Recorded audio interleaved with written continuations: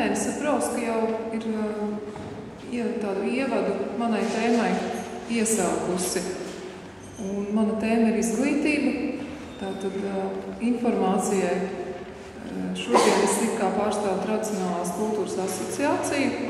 Un Tradicionālās kultūras asociācija faktiski turpina Irēnas iesākto darbu. Tas ir bastiona ieņemšanu, kas ir izglītības ministrija, Saeima un satura centrs, tikai inteliģenti un pārdomāti un ar savu strateģisko plānu. Es varu informēt, ko mēs esam konkrēti izdarījuši un kas ir plānā. Mans personīgais darba stils un stratēģija ir darboties gan virzienā uz augšu, gan virzienā uz leju. Un ejot no teorijas uz praksi un atpakaļ no prakses uz teoriju. Un tā es iesaku arī visiem pārējiem stariem, jo tikai tā var atrast to optimālāko risinājumu šai situācijai. Nevar tikai teoretizēt un domāt, kā ir labi, bet jāmeklē ir tā sasaiste ar esošo situāciju un jāizstrādā plāns, kā pakāpeniski var mainīt esošo situāciju. Tikai tad var teikt, ka šis darbs, kas gada garumā varbūt ne tikai būs auglīgs un nebūs velti nomests laiks zemē. Tātad es pati darbojos 3 organizācijās. Viena ir Nacionālā skolotāju savienība. Tātad viņi apvieno skolotājus, bet nevienmēr viņi ir nacionāli domājoši, viņi ir visādi, un tāpēc es esmu šajā organizācijā, lai faktiski šo te latvisko aizstāvētu un diskutētu ar pārējiem citādi domājošiem. Tradicionāla kultūras asociācija, es jau teicu, viņai ir līnija skaidra, cīnās par latvisko izglītību. Un trešā ir tā praktiskā puse, kas esmu vienkārši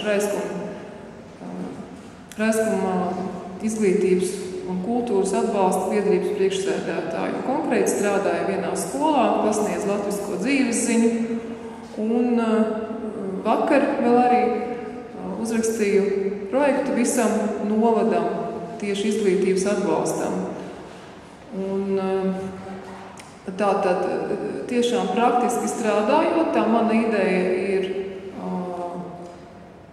kā tos cilvēkus, kuri jau šobrīd ir vairākās paaudzēs izauguši ar riebumu pret latvisko kultūru, kā ir iespējams viņus iedvesmot, mainīt viņu attieksmi, jo tikai pasakot, ka tas ir labi un tev tas ir jāapgūst, mēs neko labu neiegūstam, nekādu labu rezultātu. Un šobrīd es varu teikt tā, ka 3 gadu laikā pirmais gads bija ļoti smags, kad man skolas direktori bakstīja pie deguna likumus un teica, ko jūs savu latvisko reliģiju, ka reliģijai jābūt ir ārpus skolas. Bet es teicu, ka vai tad šis latviskais mantojums arī nav kultūra, un vai tad šī kultūra nav bērniem jāiemācās, vai vismaz viņa taču ir jāzina. Tā ir mūsu vēsture, tās ir mūsu tradīcijas. Tad pagāja gads, un šī direktora mainīja domas, jo viņi vienkārši redzēja, ka man ir cits piegājiens un cita domāšana, un ka tā ir ļoti vajadzīga bērniem. Un tad viņa pati piedalījās tajā, lai ieviestu šo latvisko dzīvesziņu skolā. Un mēs ar bērniem taisam koklis, mēs svinam svētkus, ja tagad es mācu 4. klasē šo latvisko dzīvesziņu. Tad, kad ir jāsvin svētki, visa skola jau piedalās tajā. Un arī skolotāji, kuri bija skeptiski un kuri arī kristieši, viņi sāk akceptēt, ka šādi svētki tādā veidā svinēti ir ļoti audzinoši un pozitīvi. Viņi bērnus iedvesmo. Un ne jau skolotāji bija tie, kuri teica, ejam visi kopā svinēt svētkus. Bet tad, kad 1. 4. klase svinēja svētkus, tad lielie bērni teica, kāpēc priekš mums nav tie svētki? Viņi teica, direktoriem mēs arī gribam šajos svētkos piedalīties, un viņi bija tie, kas vilka līdz tos skolotājus, kur ir kūtri un negrib ieskatīties materiālos un sameklēt kaut ko vairāk. Tātad, tā ir tā praktiskā puse. Es vienkārši studēju situāciju, kā praktiski var iedvesmot pārējās skolas, kuras ir, es teiktu, tā ļoti attālinājušās no Latvijas, kā atgriezt atpakaļ pie savām saknēm.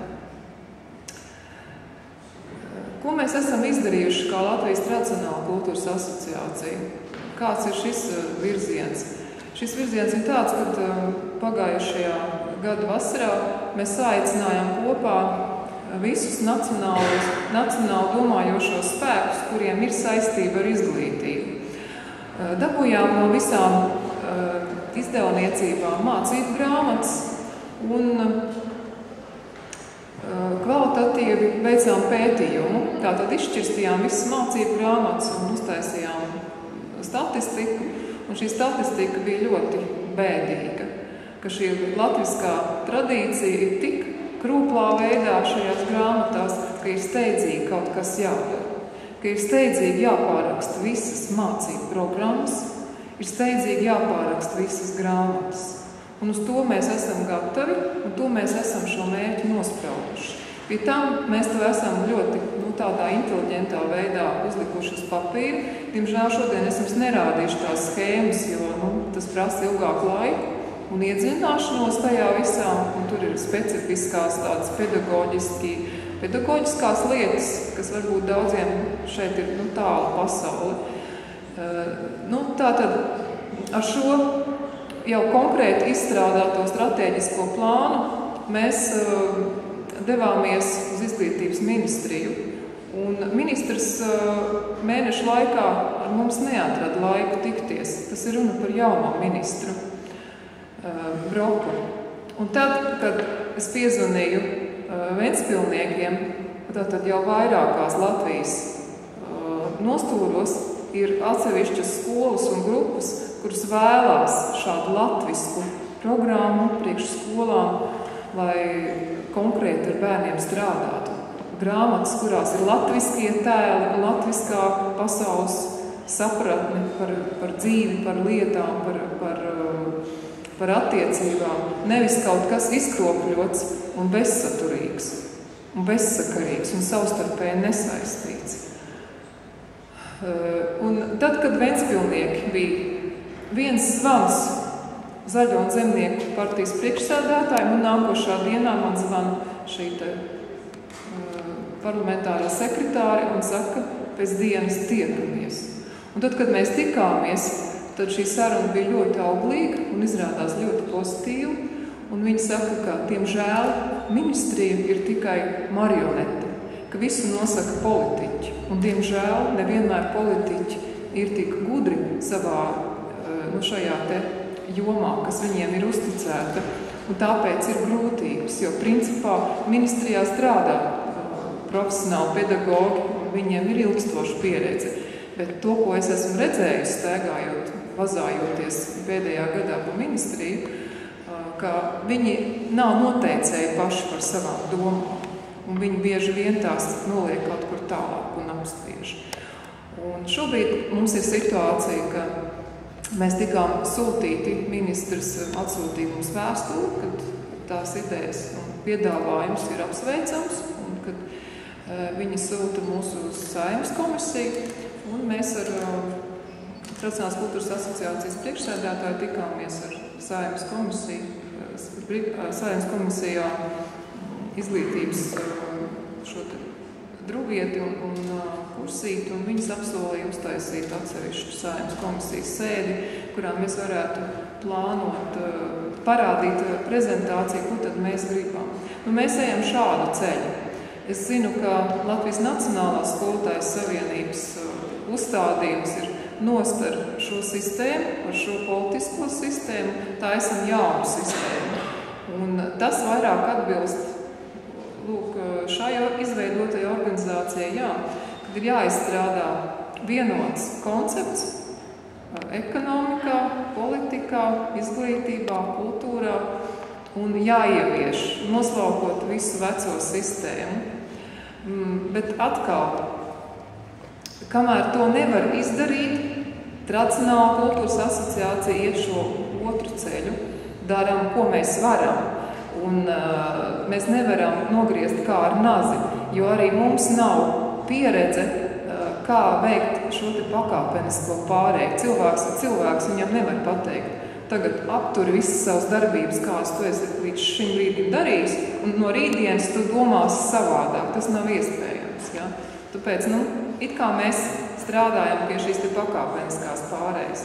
Tātad mums priekšā ir gaidām Saeimas komisijas sēde, un ļoti pozitīvi ir tas, ka šobrīd notiek arī šīs te diskusijas par izglītības finansējumu tikai latviešu valodā, jo arī tas ir jautājums, ka ja tiek no valsts budžeta finansētas krievvalodīgās skolas, tad nav valsts budžetā nauda, lai novirzītu viņu savas kultūras spēcināšanai un attīstīšanai.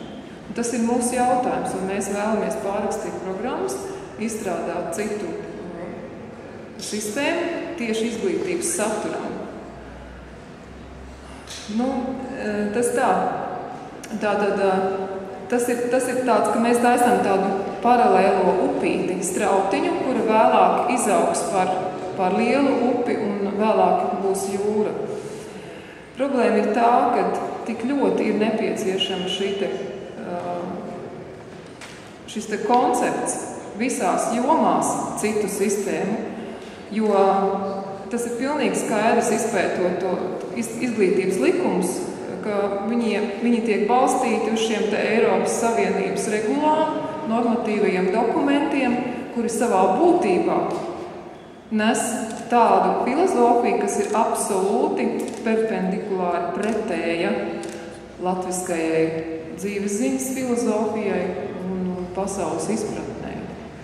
Tātad, ja to varētu nogriezt, es būtu ļoti pateicīga šiem cilvēkiem, kas sēž zālē, kuri spēj domāt kā ekonomisti, kā politiķi. Es saku, ka es esmu ļoti dziļi izglītībā, un es tiešām gaidu arī šo jūsu palīdzību, jo ja mēs kļūstam ekonomiski neatkarīgi, tad mums var būt arī filozofiski tāda izglītība, kāda ir mums nepieciešama. Nevis tāda, kāda ir nepieciešama Eiropai vai vēl kādam šajā piramidālajā struktūrā esošajam spēkam. Un tas ir pilnīgi skaidrs, ka šobrīd Eiropas Savienības naudas ļoti nosaka to, kas notiek izglītībā, jo arī es vakar rakstot šo projektu, kas ir par Eiropas Savienības naudām, to pilnīgi un galīgi pārliecinājos, ka tā ir tāda smadzeņu skalošana, kādu mums nevajag. Un es saucu palīgā visus šos te gudros spēkus, kas mums ir, lūdzu, taisam jaunu sistēmu, kurā mums, kā tradicionālas kultūras asociācijai, būs piedāvājums tieši izglītības jomā. Pagaidām paldies!